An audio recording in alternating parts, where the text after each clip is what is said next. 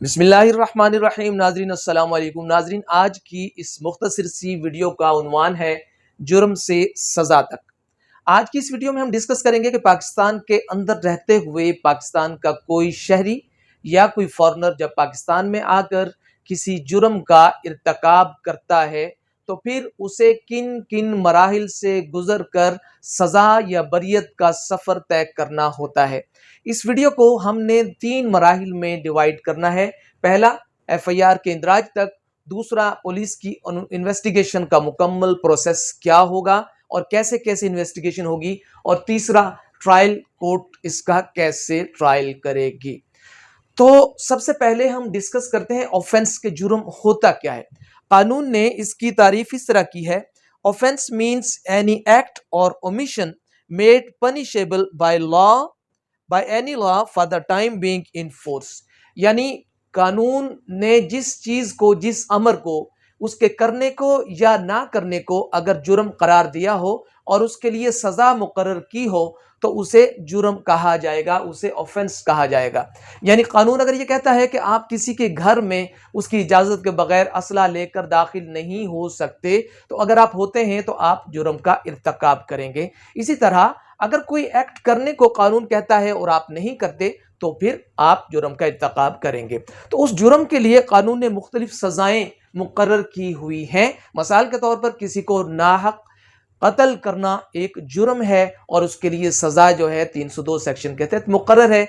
इसी तरह चोरी करना एक जुर्म है, उसके लिए सजा जो है वो मुकर्रर है। तो तमाम जुराइम की सजाएं पाकिस्तान पीनल कोड के अंदर मौजूद हैं और जब किसी आदमी से कोई जुर्म कमिट होता है तो उसे इन मराहिल से गुजरने के बाद उसका ट्रायल मुकम्मल होता है। तो वीडियो को मुख्तसर करते हैं और शुरू करते हैं इंशाल्लाह, ताकि इसे एज अर्ली और एज शॉर्ट एज पॉसिबल करके आप तक पहुंचाया जा सके। इस वीडियो का फायदा बहुत ज्यादा तौर उन लोगों को होगा जो जानना चाहते हैं कि हमारे कानून में, हमारे जुडिशल सिस्टम में मुकम्मल तौर पर ट्रायल का अमल कैसा होता है। उनके लिए फायदा होगा। उसके अलावा लॉ के स्टूडेंट्स जो हैं और जो जुडिशियल एग्जाम्स देना चाहते हैं उन स्टूडेंट्स के लिए भी ये वीडियो अहमियत की हामिल है। तो कोशिश कीजिएगा इसे मुकम्मल तौर पर देखें ताकि तमाम प्रोसेस आपके सामने आ जाए।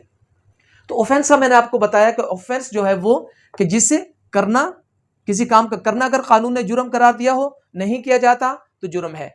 किसी काम के ना करना अगर कानून ने जुर्म करार दिया हो, करना जुर्म है। जुर्म आ जाते हैं जनाब दो किस्म के, cognizable offences and non cognizable offences. Cognizable offences वो होते हैं जिनमें पुलिस को ये इख्तियार होता है कि वो मजिस्ट्रेट से कोई वारंट लिए बगैर किसी शख्स को गिरफ्तार कर सके। अमूमन वो जुराइम जिनकी सजाएं 3 साल या 3 साल से जायद हैं वो कॉग्निजेबल ऑफेंसेस हैं और उनमें पुलिस किसी शख्स को बगैर किसी वारंट के, बगैर मजिस्ट्रेट से इतला, उसे इजाजत लिए बगैर गिरफ्तार कर सकती है। और जहां पर नॉन कॉग्निजेबल ऑफेंसेस का ताल्लुक है तो ये ऑफेंसेस अमूमन माइनर किस्म के होते हैं, छोटी सजाओं वाले होते हैं और इनकी सजाएं अमूमन 3 साल से कम होती हैं या उससे बहुत ज्यादा कम होती हैं। तो उनमें पुलिस को पहले मजिस्ट्रेट से इजाजत लेनी पड़ती है, वारंट लेना पड़ता है और उसके बाद में पुलिस किसी शख्स को गिरफ्तार करेगी। अब जहां तक ट्रायल की बात है, ट्रायल होगा सेक्शन 154 के तहत जो एफआईआर दर्ज होगी, यानी जो ऑफेंस कॉग्निजेबल बाय पुलिस होंगे, जिनमें पुलिस किसी शख्स को गिरफ्तार कर सकेगी with out prior permission of magistrate, वो कॉग्निजेबल ऑफेंसेस हैं। और कॉग्निजेबल ऑफेंसेस के लिए ये सेक्शन 154 के तहत एफआईआर का इंदराज होता है। और जो नॉन कॉग्निजेबल ऑफेंसेस होते हैं उनके लिए सेक्शन 155 के तहत रपट तहरीर की जाती है, लेकिन फिर वो रपट चली जाती है मैजिस्ट्रेट के पास और फिर उस पर प्रोसीडिंग होती है। अब चूंकि ट्रायल है और ट्रायल ने चलना है 154 के तहत, 155 के तहत नहीं चलना, तो जनाब 154 के तहत एफआईआर का इंदराज का अमल होता है। तो एफआईआर कौन दर्ज करवा सकता है, who can get FIR registered और who can become a complainant of FIR. First information report, FIR के इंदराज के हवाले से कोई शख्स माशरे में अगर कोई जुर्म होते देख रहा है तो वो पुलिस को जाकर उसकी फर्स्ट इंफॉर्मेशन रिपोर्ट दे सकता है और पुलिस उसे दर्ज करेगी। अगर कोई आम आदमी जिसका उस वकूए से कोई ताल्लुक ना हो और वो उस वकूए का एग्रीव्ड भी ना हो, वो पुलिस के पास जाता है तो पुलिस के ऊपर बाइंडिंग है कि वो उस वक़ुआ की एफआईआर रजिस्टर्ड करे। लेकिन आम तौर पर जिस शख्स को एग्रीव्ड पर्सन हम कह सकते हैं, जिसके घर चोरी हुई है, जिसके साथ डाका हुआ है, जिसके साथ ज्यादती हुई है, जिसको मारा पीटा गया है, जो एग्रीव्ड पर्सन है वो कंप्लेनेंट यानी मुद्दई बन सकता है। तो बहरहाल किसी शख्स के साथ ज्यादती हुई, उसने पुलिस को दरखास्त दी, पुलिस ने जनाब उसकी एफआईआर दर्ज की सेक्शन 154 के तहत। एफआईआर का इंदराज हो गया। अब इसके बाद में इसका पहला मरहला मुकम्मल हो गया। दूसरे मरहले में हम दाखिल होते हैं, वो है इन्वेस्टिगेशन का मरहला। तो इन्वेस्टिगेशन का जो प्रोसेस है वो सेक्शन 156 CRPC यानी ज़ाब्ता फौजदारी के सेक्शन 156 से पुलिस शुरू करती है। 156 में आगे सब सेक्शन आ गया 156A। ऐसे वो तमाम जुराइम, इस पर यह स्पेसिफिकली इसको स्पेसिफाई कर दिया गया कि ऐसे तमाम जुराइम जिनका ताल्लुक मजहब से है, यानी 295C वगैरह जो हैं, उनकी हद तक जो इन्वेस्टिगेशन होगी वो जनाब SP लेवल का कोई ऑफिसर जो है वो उसको इन्वेस्टिगेट करेगा। अब 156B में यह कह दिया गया, अगर किसी औरत के ऊपर इल्जाम लगता है कि उसने जिना कमिट किया है, यानी औरत के ऊपर इल्जाम है, तो औरत के ऊपर अगर इल्जाम होगा तो उसे कोई आम सब इंस्पेक्टर, SHO इंस्पेक्टर वगैरह उसको तफ्तीश नहीं कर सकेंगे, उसको DSP तफ्तीश नहीं कर सकेगा, बल्कि उसकी तफ्तीश भी एक SP के हैंडओवर की जाएगी या उस लेवल का कोई ऑफिसर उसको इन्वेस्टिगेट करेगा। तो इन्वेस्टिगेशन के हवाले से मैंने बताया कि इन्वेस्टिगेशन 156 के तहत, और उसमें SHO जो स्टेशन हाउस ऑफिसर होता है उसके पास तफ्तीश का मुकम्मल इख्तियार होता है। वो चाहे तो उस तफ्तीश को खुद करे, चाहे अपने मातहत किसी इंस्पेक्टर को या सब इंस्पेक्टर को या जिस लेवल का जुर्म है ASI को वो तफवीज़ कर दे। लेकिन जो तफ्तीश करेगा उस तफ्तीश की निगरानी SHO करेगा, और जब तफ्तीश मुकम्मल हो जाएगी फिर उस तफ्तीश पर SHO अपने सिग्नेचर करेगा, और उस सिग्नेचर्स के बाद वो तफ्तीश जो है वो आगे मजिस्ट्रेट के पास जाएगी। तो ये जनाब तफ्तीश का मामला हो गया। अब हम बात करते हैं जनाब तफ्तीश शुरू हो गई, चाहे वो 156 के तहत हो रही है, चाहे वो 156A के तहत हो रही है, चाहे वो 156B के तहत हो रही है। तो यहां पर जो भी तफ्तीशी होगा, चाहे वो इंस्पेक्टर है, सब इंस्पेक्टर है, असिस्टेंट सब इंस्पेक्टर है, या जनाब वो SP पुलिस है, उनको कानून ये कहता है कि हम आपको एम्पावर करते हैं, हम आपको ताकत देते हैं कि आप किसी भी शख्स को जिसे आप ये समझते हो कि इस वक़ुआ से इस शख्स का किसी भी किस्म का ताल्लुक है, या इस शख्स के पास कोई इंफॉर्मेशन मौजूद है या कोई मटेरियल मौजूद है जो इन्वेस्टिगेशन के दौरान जो है वो हेल्प कर सके, तो वो किसी भी शख्स को वो बुला सकता है कि भाई आप थाने में हाजिर हो, और हाजिर होकर अपना आप बयान कलमबंद करवाएं। आमतौर पर बुलाया उन लोगों कर जाता है जिनको गवाह बनाया हो मुद्दई ने यानी कंप्लेनेंट ने, लेकिन ये सेक्शन बहरहाल ऑथराइज करता है कि किसी भी शख्स को जिसे इन्वेस्टिगेटिंग ऑफिसर यानी IO समझे कि इस शख्स का आना जरूरी है इन्वेस्टिगेशन के हवाले से, वो उसको बुला सकता है। अब हम आगे चलते जनाब, बुला लिया गवाह को, तो गवाह का बयान कलमबंद किया जाएगा सेक्शन 161 ज़ाब्ता फौजदारी में। गवाहान जिनका जिक्र किया है FIR में, या ऐसे तमाम गवाहान जो किसी भी तरह से उस वक़ुआ से लिंक हो या उनके पास कोई इंफॉर्मेशन मौजूद हो, उनका बयान तफ्तीशी कलमबंद करेगा सेक्शन 161 के तहत। और फिर मजीद ये कि उन बयानात के ऊपर ऐसे गवाहान के सिग्नेचर नहीं होंगे, ये कहा है सेक्शन 162 ज़ाब्ता फौजदारी ने। अब इससे आगे जो अहम सेक्शन आ जाता है वो आ जाता है जनाब 164 CRPC। यहां पर कन्फेशंस, कोई मुल्जिम अगर कन्फेस करता है अपने गिल्ट को, या किसी बच्ची के साथ या किसी औरत के साथ कोई वक़ुआ हुआ है, तो फिर अगर वो बयानात अपना रिकॉर्ड करना चाहें तो फिर वो 164 सेक्शन के तहत अपना बयान रिकॉर्ड करवाएंगे। लेकिन याद रहे कि ऐसा गवाह या कोई विक्टिम जो 164 के साथ के ऊपर अपना बयान रिकॉर्ड करवाना चाहता है, तो उस बयान को अहमियत तभी दी जा सकेगी जब उस बयान के ऊपर मुल्ज़म के वकील को जिरा करने का मौका फराहम किया गया हो, ये लाजम है।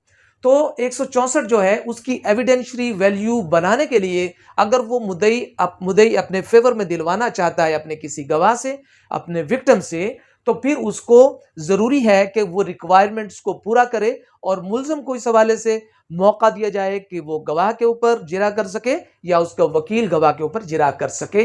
तो फिर ऐसी शक्ल में उस 164 के बयान की एविडेंशियरी वैल्यू मुकम्मल होगी। अब जनाब गवाहों ने आईओ ने तफ्तीश शुरू कर दी, बयानात रिकॉर्ड कर लिए, लेकिन तफ्तीश के हवाले से उनको मौका दिया गया है कि आप 24 घंटे के अंदर आईओ अपनी तफ्तीश को मुकम्मल करें, लेकिन आईओ अपनी तफ्तीश को 24 घंटे के अंदर मुकम्मल नहीं कर सकता। तो फिर कानून ने उनको ऑथोराइज किया है कि आप 14 दिन मैक्सिमम आप मुल्ज़म को अपने पास रख सकते हैं, मुल्ज़म की तफ्तीश कर सकते हैं, इससे आगे नहीं जा सकते। अब 24 घंटे बाद तफ्तीशी अब मुल्ज़म को पेश करेगा, किसके पास पेश करेगा? मैजिस्ट्रेट के पास। और मैजिस्ट्रेट जो है उसको अलाउ करेगा, अगर वो ज़रूरी समझेगा कि जनाब इसमें मज़ीद मौका दिया जाना चाहिए तफ्तीशी को, तो जनाब वो उसे 2 दिन की तफ्तीश के लिए 2 दिन की कस्टडी मज़ीद दे सकता है, फिर 3 दिन या 2 दिन मज़ीद दे सकता है। लेकिन मैक्सिमम पीरियड जो है वो कितने दिन की दे सकता है? वो 14 दिन की दे सकता है। अब यहां पर मैं वाज़ेह कर दूं कि ये शक्ल उस सूरत में है कि जब मुल्ज़िम गिरफ्तार हो गया था। जब मुल्ज़िम गिरफ्तार नहीं हुआ था तो मुल्ज़िम के पास जो चीज़ मौजूद थी पुलिस की गिरफ्तारी से बचने के लिए, वो थी उसकी ज़मानत क़ब्ल इस गिरफ्तारी। अगर वो ज़मानत करवा लेता है तो फिर पुलिस उसको गिरफ्तार नहीं कर सकती थी। तो फिर रिमांड पुलिस ने नहीं लेना था, बल्कि पुलिस ने तफ्तीश मुल्ज़िम से करनी थी उसकी गिरफ्तारी के बगैर। अब चूंकि मुल्ज़िम गिरफ्तार हो चुका है, जब मुल्ज़िम गिरफ्तार हो चुका है तो 24 घंटे के अंदर उसको पेश करना था। 24 घंटे में पेश कर दिया। अब 24 घंटे में तफ्तीश मुकम्मल नहीं हुई तो मजिस्ट्रेट ने मजीद 3 दिन का या 4 दिन का टाइम दे दिया, ये तहरीर करते हुए कि इसका जो इसका फिजिकल रिमांड है वो पुलिस को मजीद इस हवाले से करना जरूरी है कि इस पर अभी बहुत सारी रिकवरीज हो सकती हैं या फला काम हो सकता है। तो जनाब वो जस्टिफिकेशन देते हुए मजिस्ट्रेट जो है उसका रिमांड पुलिस को देगा, और ज्यादा से ज्यादा जैसे मैंने कहा 14 दिन। तो जनाब 14 दिन का रिमांड भी हो गया, और रिमांड के दौरान पुलिस ने यह महसूस किया कि मुल्जिम के खिलाफ कोई मटीरियल खास अवेलेबल नहीं है जो उसको इस जुर्म से कनेक्ट कर रहा हो। तो पुलिस क्या करेगी कि पुलिस उसमें मुल्जिम से बॉन्ड लेकर, उससे जमानत लेकर मुल्जिम को जो है वो उस केस में से उसको छोड़ सकते हैं, उसको गिरफ्तार नहीं करेंगे, उसकी जमानत मंजूर कर सकते हैं, और फिर रिपोर्ट बनाएंगे इस हवाले से कि जनाब मुल्जिम के खिलाफ मटीरियल अवेलेबल नहीं है, तो वो इसकी इखराज रिपोर्ट भी पुलिस बना सकती है।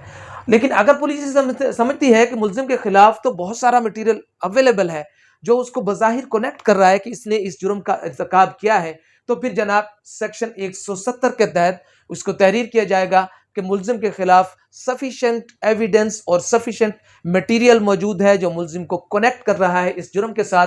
तो फिर जनाब वो तहरीर में लाया जाएगा, और इस तरह फिर 173 की रिपोर्ट जो है वो सबमिट कर दी जाएगी मैजिस्ट्रेट को।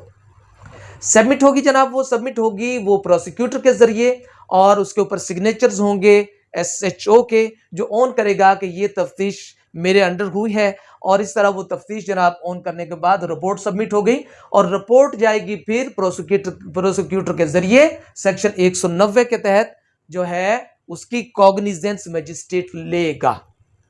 अब मजिस्ट्रेट जब उसकी कॉग्निजेंस लेगा, उसकी समाअत शुरू करेगा, तो वो मुलाहिजा करेगा कि क्या ये जुर्म मजिस्ट्रेट के काबिल समाअत है या नहीं। अगर जुर्म काबिल समाअत मजिस्ट्रेट नहीं है तो फिर उसको ट्रांसफर कर दिया जाएगा बड़ी कोर्ट को, यानी सेशन कोर्ट को। और सेशन जज साहब जो हैं उसको खुद चलाना चाहें वो खुद चला सकते हैं, या फिर उसे किसी ASJ को जो सबऑर्डिनेट है उसको देना चाहें तो वो भी उसको ट्रायल कर सकता है, और हाई कोर्ट भी ऐसे मैटर का ट्रायल कर सकती है। तो यानी जो ट्रायल है वो सेशन कोर्ट के जरिए, हाई कोर्ट के जरिए और ASJ के जरिए, तमाम की पावर्स इस हवाले से इक्वल हैं। और ये प्रोसेस और प्रोसीजर बयान किया गया है जिसमें से गुजर कर किसी ऐसे मुल्ज़िम का ट्रायल होगा जो ट्रायबल बाय सेशन जज हो।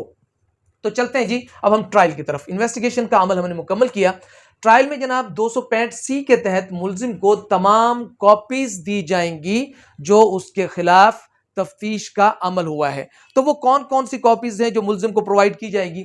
मुल्जिम को FIR की कॉपी दी जाएगी, मुल्जिम को वो तमाम जो शहादतें हैं, जो 161 के जो बयानात हैं उनकी कॉपी फराहम की जाएगी। मुल्जिम को जो पहले दिन तफ्तीशी जब मौका पर गया था और उसने तफ्तीश की थी तो जो उसने नक्शा बनाया था वो भी मुल्जिम को कॉपी उसकी प्रोवाइड की जाएगी, और पुलिस रिपोर्ट में जो कुछ पुलिस ने मुल्जिम के खिलाफ या मुल्जिम के हवाले से तहरीर किया है वो कॉपी भी 265C के तहत मुल्जिम को प्रोवाइड की जाएगी। और याद रहे कि 265D के तहत जब वो फर्द जुर्म मुल्जिम के ऊपर लगेगी तो उन कॉपीज जो हैं वो कम से कम 7 दिन पहले, यानी चार्ज के फर्द जुर्म से एटलीस्ट 7 दिन पहले मुल्जिम को तमाम कॉपीज प्रोवाइड की जाएंगी, ताकि उसे पता चले कि उसके खिलाफ क्या क्या मटीरियल है और क्या उसके ऊपर इल्जामात हैं और क्या उसके ऊपर पुलिस ने इन्वेस्टिगेशन की है और गवाहान ने इस हवाले से क्या शहादत दी है और नक्शा इस हवाले से क्या कह रहा है। तो 7 दिन का टाइम उसको दिया जाएगा। जब 7 दिन का टाइम गुजर जाएगा तो उसके बाद में मुल्जिम के ऊपर 265D के तहत फर्द जुर्म लगाई जाएगी। मुल्जिम से पूछा जाएगा कि क्या आपने इस जुर्म का इर्तकाब किया है या नहीं। अगर मुल्जिम उसको एडमिट करता है तो फिर उस शक्ल में 265E में जाकर मुल्जिम को सजा दी जाएगी, और अगर वो उसको डिनाई करता है तो फिर उसको बरी करने के बजाय फिर अदालत उसका ट्रायल शुरू कर देगी।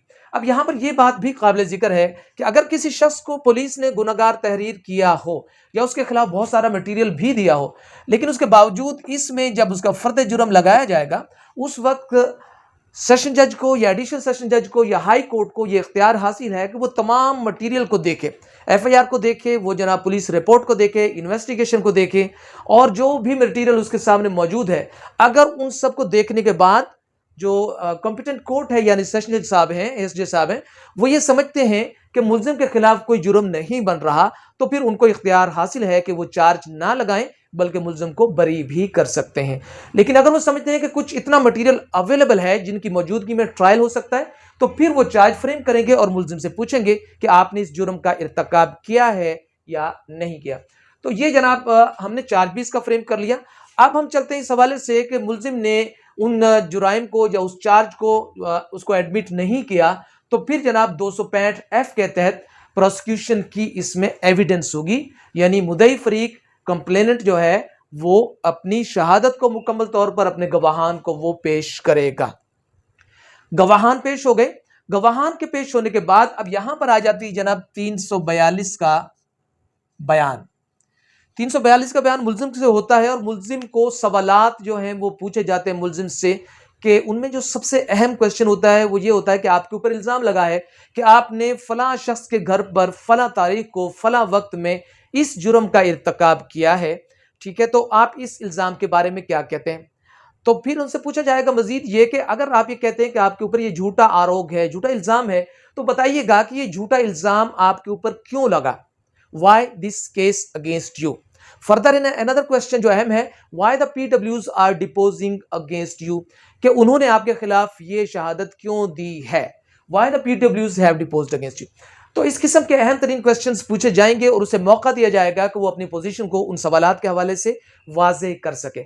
और उन सवालात में एक सवालात ये भी होगा, क्या आप अपने हवाले से आप खुद बतौर विटनेस पेश होंगे या अपने गवाहान को आप इसमें पेश करेंगे, आप शहादत देंगे।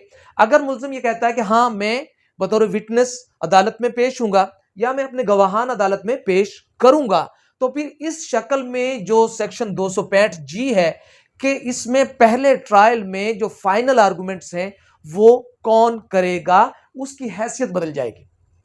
यानी आमतौर पर अगर मुल्जिम ये कहता है कि मैंने अपने इस केस में मैं कोई एविडेंस पेश नहीं करना चाहता और मैं खुद भी बतौर गवाह पेश नहीं होना चाहता, उस शक्ल में जो मुकम्मल केस जब हो जाएगा, ट्रायल मुकम्मल हो जाएगा, तो फाइनल जो आर्गुमेंट्स हैं वो स्टार्ट करेगी प्रोसिक्यूशन यानी मुद्दई फरीक सरकार। और अगर वो कहता है कि मैं जनाब बतौर गवाह पेश होना चाहता हूं और वो अपनी शहादत भी रिकॉर्ड करवाता है या अपने गवाहान की शहादत रिकॉर्ड करवाता है, उस शक्ल में 265G का स्टेटस बदल जाएगा और फिर उसमें फाइनल आर्गुमेंट्स जो है वो पहले करेगा मुल्जिम। तो ये बहुत ही क्रिटिकल सूरत हाल होती है। इसमें अगर मुल्जिम पहले आर्गुमेंट्स करेगा या अपनी शहादत वो पेश करेगा, तो फिर याद रखिए इसमें बहुत ही अहम बात यह है कि बर्डन जो है वो शिफ्ट हो जाएगा प्रोसिक्यूशन से मुल्जिम के ऊपर। अगर मुल्जिम पहले ऐसे करता है, फिर मुल्जिम को साबित करना होगा कि मैं बेगुनाह हूं। अभी मुल्जिम ने सिर्फ ये साबित करना है कि जनाब उसने अपनी बेगुनाही साबित नहीं करनी है, सिंपल उसने ये साबित करना है कि ये केस झूठा है। तो उसका स्टेटस इंटायरली चेंज हो जाएगा। तो वो तमाम स्टूडेंट्स जो लॉ के स्टूडेंट्स हैं या जो जुडिशियल एग्जाम्स वगैरह देना चाह रहे हैं, इस अहम नुक्ते को जरूर अपने जहन में रखिएगा। तो जनाब ये हो गया, जिसने भी पहले आर्गुमेंट्स किए, वो प्रोसिक्यूशन ने किए या वो मुलजिम ने किए, वो मुकम्मल हो गए। और मुकम्मल होने के बाद जनाब 265H में इसका फैसला हो जाएगा, या तो मुलजिम को बरी कर दिया जाएगा या मुलजिम को सजा दे दी जाएगी। अब यहां पर एक सेक्शन बहुत अहम और है जो इसके बाद में मैं डिस्कस करना चाहता हूं, वो है 265K का।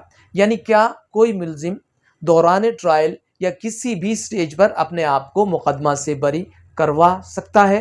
तो जनाब ये है 265K, जिसमें कोई मुलजिम अगर वो समझता है कि केस जो है वो चार्ज ग्राउंडलेस हो चुका है, या कोई ऐसा मटेरियल अब केस में रहा नहीं जिसकी बुनियाद के ऊपर मुलजिम को सजा दी जा सके, तो फिर वो 265K के तहत एक एप्लीकेशन सबमिट करेगा रेलिवेंट कोर्ट में। और उसमें जनाब वो ये नुक्ता लेगा कि चूंकि अब कोई ऐसा मटेरियल मेरे खिलाफ है नहीं जिसकी बुनियाद के ऊपर मुझे इसमें सजा दी जा सके, तो मुझे इसमें चार्ज ग्राउंडलेस की बुनियाद के ऊपर इसमें बरी किया जाए तो उसे बरी भी किया जा सकता है। तो वापस आते हैं 265H पर। किसी मुलजिम को सजा दे दी गई या किसी मुलजिम को बरी कर दिया गया तो उसके ऊपर अपील हो सकती है। सेक्शन 410 सीआरपीसी का यह डिस्कस करता है कि अपील अगेंस्ट कन्विक्शन, यानी अगर किसी शख्स को सजा दी गई है तो उसकी ऊपर वाली कोर्ट में, यानी अगर सेशन जज जो है वो सजा दे रहा है तो हाई कोर्ट में उसकी अपील होगी अगेंस्ट कन्विक्शन के। लेकिन अगर किसी शख्स को बरी किया जा रहा है तो फिर 417 सेक्शन के तहत, ज़ाब्ता फौजदारी के तहत अपील होगी हाई कोर्ट में उसकी एक्विटल के हवाले से। तो इसको हमने मुख्तसर करने की कोशिश की है, लेकिन बहरहाल ये भी कोशिश की है कि सारी अहम तरीन चीज़ें जो है जनाब के सामने, स्टूडेंट्स के सामने और अवामुन्नास के सामने पहुंच जाएं। और मुझे उम्मीद है कि इससे आपके इल्म में ट्रायल के हवाले से कुछ चीज़ें ज़रूर नई आए होंगी। अगर ये वीडियो आपको पसंद आई है तो इंशाल्लाह इस नौयत की दीगर बहुत सारी वीडियोज़ भी आप इस चैनल पर मुलाहिज़ा फरमाएंगे। तो इसे लाइक कीजिएगा और चैनल को सब्सक्राइब फरमा लें। रिंग का बटन एक साथ लगा होता है, अगर आप प्रेस फरमाते हैं उसे तो मेरी तमाम वीडियोज़ के नोटिफिकेशन फौरी तौर पर बगैर किसी ताख़ीर के आप तक पहुँचते रहेंगे। भरपूर ख्याल रखिएगा अपना। अल्लाह हाफ़िज़।